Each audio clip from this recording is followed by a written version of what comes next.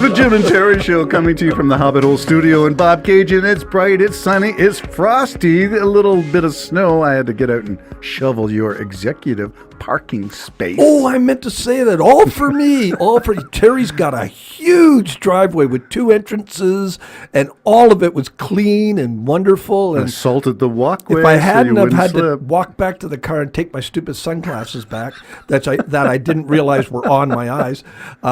That's what first thing I was going to say is thank you for shoveling everything for me. It was beautiful neat and tidy. job. It's for the executives on the Jim and Terry Show. Yes. Executive parking. Yes. You got the premier spots. So thank you for that, and thank you for the You're welcome. wonderful breakfast. 2 eggs, 1,000,000 onions. Sorry about that, my friends. And a lot of hot peppers. Hopefully you'll get that out of your system after the toast. show is completed. I haven't got my cup, Terry. So No, clink, but clink, I am clink, holding clink. up as All a right. reminder to say, Jim, Clink, clink. this is our Christmas podcast. Oh, yeah, the coffee has Bailey's in it. Coffee had It really has a Bailey. Just a little bit. It wasn't too much. And you talk about your voice. Where's that Bailey guy? Where is he? You remind me of Jim Carrey in many ways because you can make your voice sound in a whole bunch of elastic ways. Oh, elastic ways. Like Jim Carrey's face. He's got facial expressions. Yeah. You've got a voice that is elastic. You We can- watch a guy, never mind. Okay.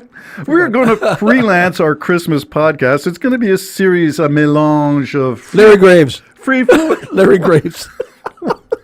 We watch a guy, Larry Graves, Canadian stud muffin, and he's got an elastic face. He can screw Is there his a face squirrel involved in this? up. Yeah, Anyway? well, Because I think you zigged when I I was wanted to give zagging. him a plug, and then the whole thing left my mind. So, what about this guy? Larry Graves. Oh no, he's got a great. Just from his living room, you know, he's a man who suffers constant pain. He has constant pain, but and he's had some personal tragedies as far as relationships breaking up and stuff. But he's got a wonderful girlfriend now, named Molly, and he's got this show. It's called The Canadian Stud Muffin. And I watch it when I can. As you know, right now I'm really quite busy. But he's funny. He's he always starts it off, welcome to, what is it, quality radio, something quality. I forget what he says, and and you know, sometimes he'll do little things like an alien in his backyard or stuff. He's just kind of funny. Most of it's on music. Most of it is like, you know, the best. You know, he did one time. He said the best Beatles songs ever, and he deliberately left out all of the good Beatles songs. Hey Jude. Of course, everybody's writing in, what's the matter with you? Where's Hey Jude? Where's, you know, Yesterday? Revolution. You know, that kind of thing. And he pulls off stuff like that. Just to get everybody thinking. Yeah. So there's my plug, Larry. Okay, you plugged Larry, and maybe Larry will plug the Jim and Terry Show. Yeah, he's got 1.8 billion subscribers. Oh, come on, we got 1.8. Okay, fine. Let me put it this way. all we're He's gonna not put going to this. be calling us up for an interview. Well, I don't know what we would say to a guy who's famous like that. But we are famous in our own minds, and that's okay. Yes. It's we do it for ourselves, right? To our own selves. We are following Shakespeare's adage, to thine own self be true. We are. We're meeting. We've done this. This is going on 7 years. 7 years, and I had 2 people today ask me why I wasn't around. This is the funniest thing. I'm in Bob Cajun, like I've been for 7 years, every week, every Thursday, for 7 years. We did not meet during the peak of COVID. We Skyped instead. We Skyped, yeah. But we didn't come. You weren't here I was starving to death. I didn't get a breakfast. for a few years. I don't even know how to cook. So here we are, the Jim and Terry Show celebrating Christmas. Happy Christmas. Merry Christmas. This is everyone. our series. So let's talk about, well, we could do anything. We could start with our favorite carols, make it church-based, the first one, then we could go into other things. But let it flow. Whatever is on your mind. And mine, I'm going to start with budgets because budgets are on my mind at Christmas. We used to downsize the gifts. We got to a point where you had to stay under a certain price and you had to repurpose, recycle, buy something from the used place, Salvation Army. Why are we turning Christmas into work? Come on, guys. When to work? You mean we have to work more Give to 20 get more bucks. money? That's it. You just give $20 to each person. And a gift card. And that's it. Go and do whatever you want with it. Oh, the spirit of giving is gone. Well, I used to enjoy it a lot now, but as you know, I got 14 grandkids, and then I've got 4 sons and 4 daughter-in-laws, That's a lot of gift cards, my friend. a godson, Wow. and the rest of it. So a lot of it now is I've streamed it down. Oh, plus a girlfriend who, needs a little bit more specialty than you can't give her $100 and go, hey, buy yourself something pretty. You can't do that. Well, you could, but that would be a different kind of relationship. Yeah. I almost do that actually in a way. One of the largest parts of my gift to my girlfriend is a gift certificate. So it's pretty well, yeah. Buy something healthy for you because it's with a healthy store, health store. Yeah. Okay, very good. You mentioned godson. That's not a term you hear very much What? anymore. So, yeah, you What have did I mention? grandchildren and a godson, you said. Oh yeah. So Bobby's my nephew is my godson. Okay, so I just wanted to poke around that a And bit his because birthday at the same time. You don't hear that term very much. Where does Yeah. that tradition come from? What does it mean? What does it mean to Well, you what as it- the what it means to- godfather? what it means Ooh, I didn't realize you were godfather. Yeah, well, being a godfather really maybe people don't realize what they're accepting.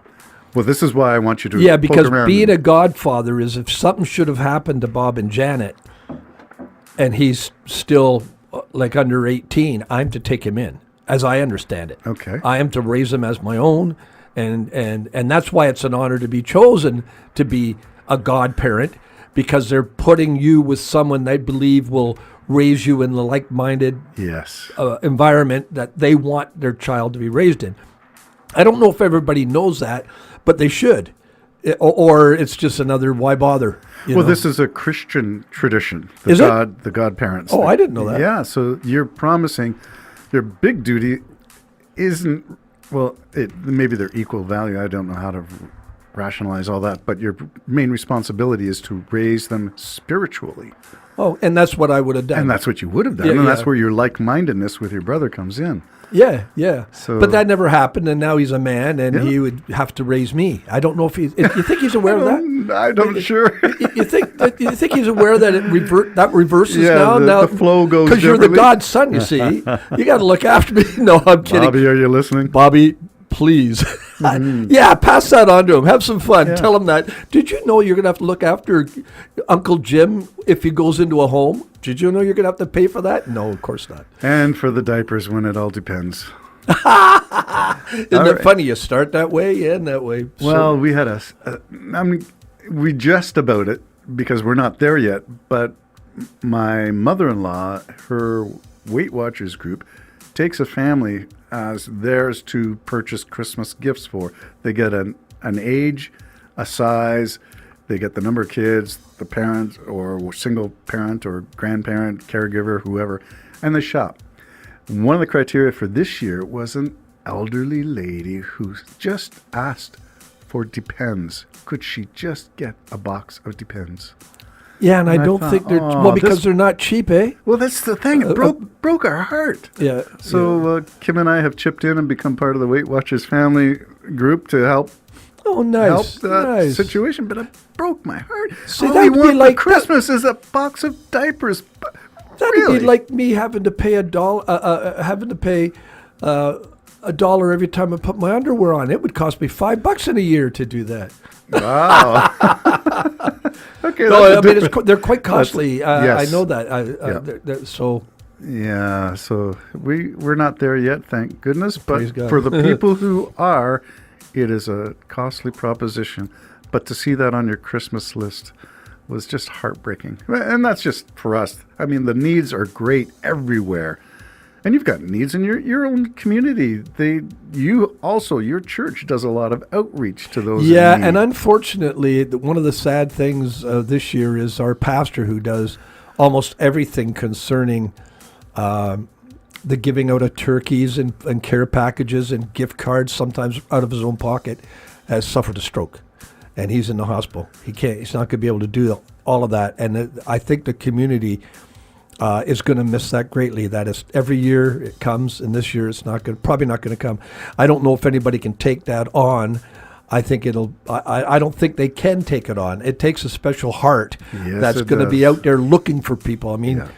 My pastor looked for people to help. He looked for them and gladly helped. That's just the heart he has. So I'm sure he's helping the people right now in the hospital, probably even as we speak. Is he still in the hospital? He's still in the hospital. We're hoping he gets out of the hospital January 23rd. Okay, so this is still... And he's going to have to still have work, a worker come in and help him try to get everything moving again, like a therapist type some thing. home assistance. Yeah. Wow. Well, here's a shout out to Grant, Yeah. and you speak very highly of him every time we get together. Yeah. You inform us on the Jim and Terry show how things are going in your community, and often the pastor is the focal point of all those things that you say, Yeah. including your Persian community. Yeah, that's another group that's going to suffer a bit, and they gave a real beautiful donation to a GoFundMe for Grant. So thank you, our Persian friends. So there is a GoFundMe for your pastor. There is. I try to keep that away from the congregation. I'll tell you why. It's not as selfish as it sounds. Let me briefly explain. My concern always is when there's a special project where they want money. Our church is not loaded down with a bunch of You've got a of very rich people. few in the Matter pew. of fact, some of the people that attend our church are in shelters. So we, and they give what they can. God bless them. $1 here, 25 cents here. And there are others who give a lot of money.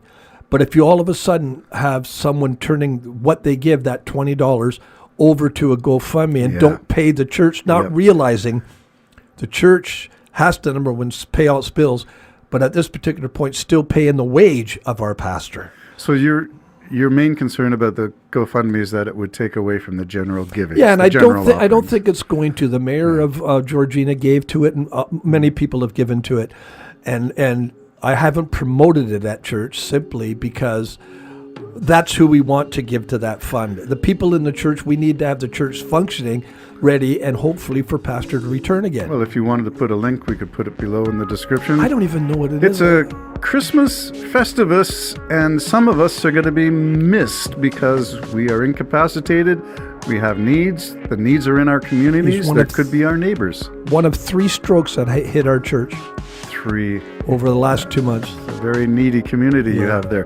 Yeah. But there is light for the Christmas season, despite all the downturns. Amen. Okay. Preach it, brother. Preach it, brother. The first of how many Christmas-themed podcasts? I'm not sure. Maybe we'll get 5 in. Take us right into Christmas.